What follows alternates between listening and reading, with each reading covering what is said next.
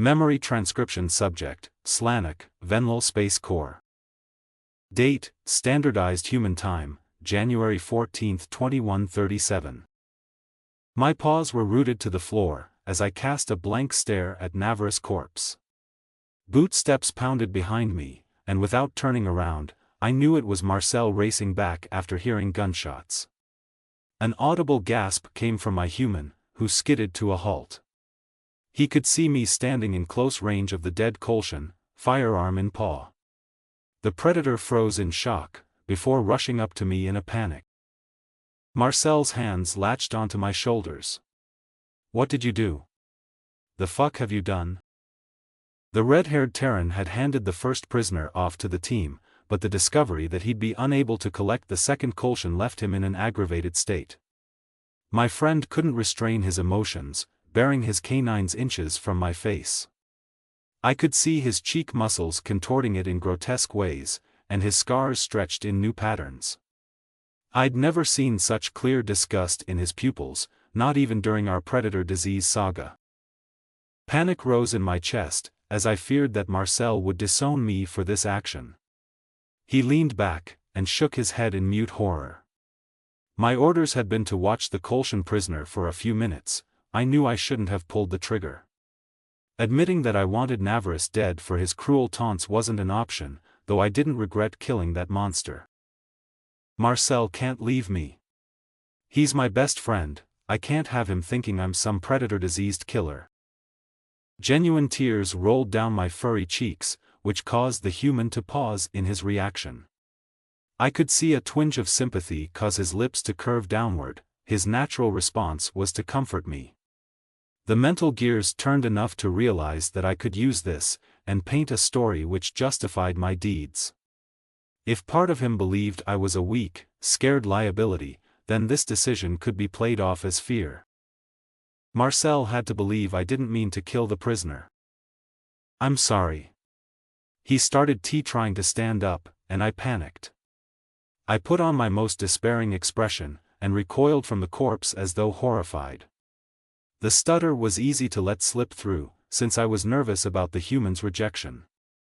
My gun was on him, and then he moved toward me. It was reflex. The Kolshan was tied up with tape. He's still kneeling. I know, but I wasn't thinking. He moved his head suddenly, and I don't know what happened. "Forgive me, please. I need you." I chastised myself to drop the gun, and flung myself at the predator in desperation. My arms wrapped around his thick body, and I sobbed into his vest. The human felt warm and strong, even as I absorbed his shuddering inhales. Without seeing where his binocular gaze was pointed, I knew his eyes were on my body. Marcel hesitated, before a gloved hand gently kneaded my scruff. "It's okay. We'll deal with it. We'll figure this out and clean this up, huh? You made a mistake. Don't hate me," I pleaded. "I just want to help you." "I could never hate you, Slanik. Shooting an unarmed prisoner is a horrible thing to do, but I wasn't here to protect you. We shouldn't have trusted a Venlil to act as an independent soldier. It's not your fault, but you're clearly not past your instincts." "Let me think." The outright accusation that I couldn't carry myself on the battlefield stung. I suppose it was better for Marcel to believe that I was a panicky animal, rather than an enraged Venlil who played executioner. Listening to the way Navarre spoke about humans and goaded me on, the trigger pull was irresistible. My best friend would never understand, because he didn't think killing should be enjoyable. Once, or if, I talk my way out of this, the humans need to know about the cure work. Maybe that would make him just as angry, and then, I can confess the truth. Marcel pulled away from our embrace, and offered a taut smile. His reddish eyebrows soared up into his forehead, as if an idea occurred to him. He unclipped his holopad from his war belt, before tapping away with his slim fingers. I looked at my friend with hopeful eyes, praying he could sweep this all under the rug. "What are you doing?" I croaked. The predator's gaze jerked up from the pad. "I'm searching through the video archives. It all happened like you said, so in case this comes back up, we should retrieve the footage that exonerates you. I'm downloading a clip of the last 10 minutes from your point of view. My heart sank into my chest. The helmet rested upon my head like a rock, as I recalled the tiny camera on its side. It had recorded the entirety of my interaction with the Kolshan, including how I gunned it down at point-blank range. Maybe there was a chance I could access the server, and delete the footage before Marcel finished downloading it? If it was for command review, I doubted I had permissions to do that regardless. I scrambled over to his side, throwing my paws around his elbow. What? Don't, why would you look at that? I feel awful. I don't want to look at it again. You don't have to review it, buddy. I can handle it, it won't take me that long. Marcel squinted at the download progress bar, which was counting down my impending doom. I doubt the UN or the Venlo Republic would have you prosecuted for an instinctual accident, knowing your stampede policy. Just in case, we should have something for a legal defense. The holopad chimed, indicating that the download was finished. The human tapped the video, and I screeched with blind panic. My outstretched paws dove toward the holopad, which the predator snapped above his head on reflex.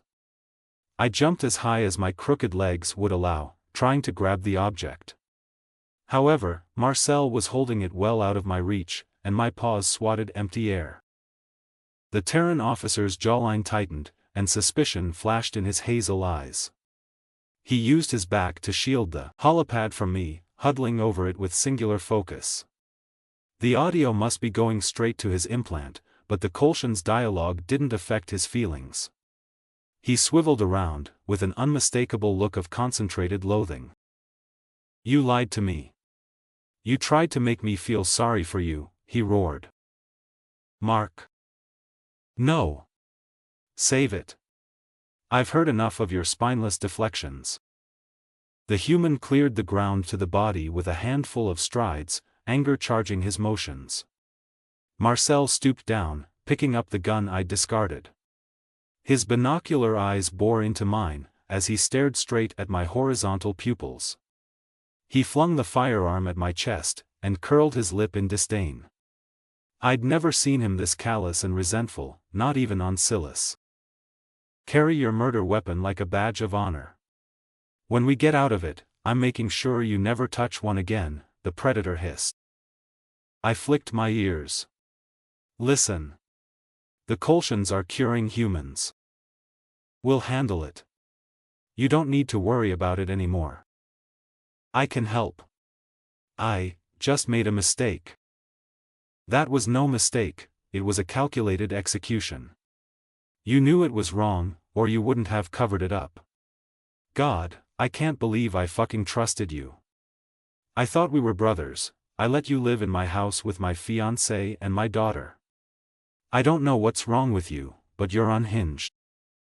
You're being an ass. I'm being an ass. Shut the fuck up, and move out. You're going to help escort some civilians back to the shuttle, and then you're going to stay there till we return. If you don't like that, I'll be delighted to throw you in the brig myself. Marcel barely seemed to be corralling his temper, and he stomped off down the hallway. I trudged after the human with a defeated posture, tucking my tail between my legs. The dead Kolshan's eyes gave the appearance of watching me, as they were stuck open for all eternity. The hurt that I felt was crushing, after the way my best friend just treated me. Did I just ruin our friendship? No, he's not being fair. Navarus fucking deserved to die, and I shouldn't have to dance around Marcel's precious morals. I knew you would act this way. I sprinted up to the human's side, and he quickened his pace to stay ahead of me. You let everyone have mercy, from Sovlan to, fuck, you probably think that getting life in prison was enough for Kalsim. You made me apologize to the same man that tormented us. What kind of shitty friend does that? Marcel said nothing, but his fingers tightened around the gun. His anger was so heavy that I could feel the tension infecting the air. Answer me. Every time we go off to war, you have to rescue someone from the species that fucking harmed us, I continued. Nullia, Vernt and Burla, and now these Kolshan assholes. You don't have the spine to stand up for yourself, or enforce any kind of punishment on anyone.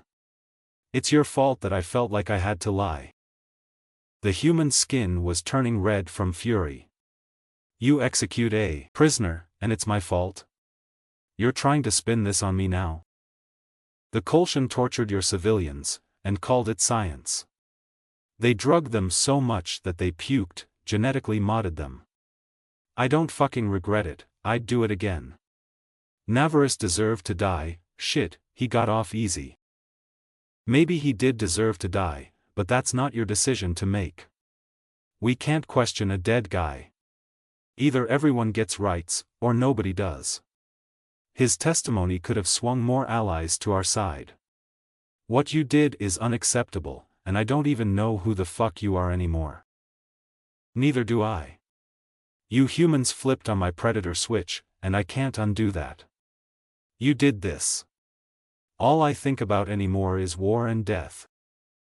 Marcel clammed up once more, plodding along with brooding bootsteps. His eyes darted toward me for a brief moment, and I could see that our quarrel was distracting him. We reached a central area of the med bay, where UN soldiers were gathering. My posture was stiff, as I worried that my friend would declare my actions to the first commander he saw. However, the vegetarian seemed intent on getting out of here before reporting me. Sickly humans with glassy eyes were being tended to by medics. Their gaunt frames suggested they'd been underfed for the duration of their stay. The Kolshans either didn't know or didn't care about the predator's caloric needs. Dosur rescues observed the dazed predators with concern, and Terran soldiers were determining how to move the rodents. Speed was key to safety, and the galaxy's most diminutive race wasn't covering ground quickly. It seems like it was very easy to get through to the medical lab. I expected more resistance in this area, but all the Kolshans here are unarmed. Perhaps that realization jinxed us. The medbay compartment doors slammed shut, as they would in a depressurization. I could hear an air conditioning unit kick on, as a hearty gust of ventilation poured down the shaft. Human soldiers rushed to the compartment doors, trying to pry them open. Were the Kolshans going to poison us? The enemy had waited until multiple units made it to the civilians before locking us in here. The gases that were filtering in felt noxious, but the predators made quick work of busting out. They bypassed the locking mechanism through brute force, using charges to blast down the door. I grabbed Marcel's wrist, and guided the coughing redhead out to the hallway. He dropped to his knees, gasping in the fresh air. "What was that?" my friend choked. "Fucking hell." Our unit commander staggered out of the medbay, and exchanged a few words with our medics. "Listen up. Those of you with masks, get back and look for anybody left in the gas. Our smaller friends won't survive long. Get going.